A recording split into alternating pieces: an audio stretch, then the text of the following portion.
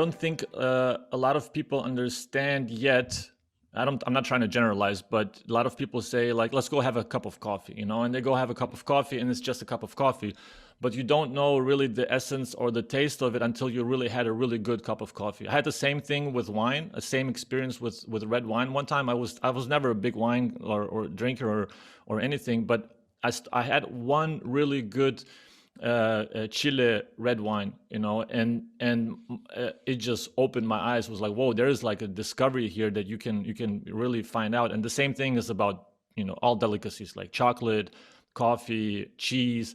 So I think this niche is a very specific, also has a very specific and acquired taste that not everybody understands. But where should people start when they want to discover coffee? What coffee should they start with? And for all the rookies out there that don't understand the difference, what's the biggest discovery point for a newcomer?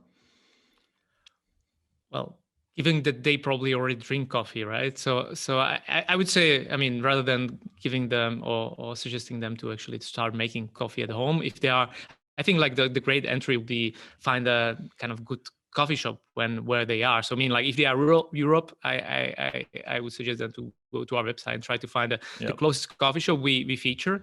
And there, I think it's kind of the role of the barista to give them their hand, and so be open. I think that's the prerequisite for anybody. Like be open to slightly different taste, slightly new thing. Because I mean, if you are drinking coffee a certain way and you don't want to change, so probably there is, I mean, nothing we can help you. But if you want to explore different taste, different approach, so then just find the coffee shop.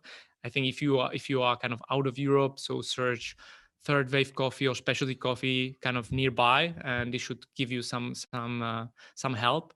So that would be number one. And if you are already making coffee at home, so then again, like try to find not the coffee shop, but the specialty coffee roastery. Again, like try to search and find ideally some place that is nearby that you can actually visit and talk to the guys who are roasting coffee.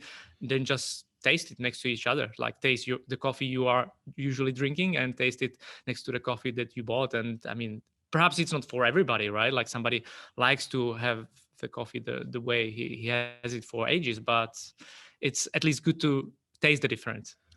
Yeah, that's when you say tasting. And now I had to think of the experience I had with a colleague of mine from another team who's also from the Czech Republic, and he was in Lithuania, and we went to a coffee taste. I like it was a Sunday morning, and I had a coffee tasting invitation. So I took him with me. It was all in Lithuanian. He didn't understand anything, but we went through this coffee tasting experience. And you have to slurp it. You have to really like the when you drink it, like, you have to really slurp the coffee so you can get it through your mouth, through your tongue, and all throughout your mouth. And it was a funny experience because then you start experiencing the different regions of the coffee and the different tastes that they have. Is there a specific region you like, a specific area of the world where you would prefer the beans from?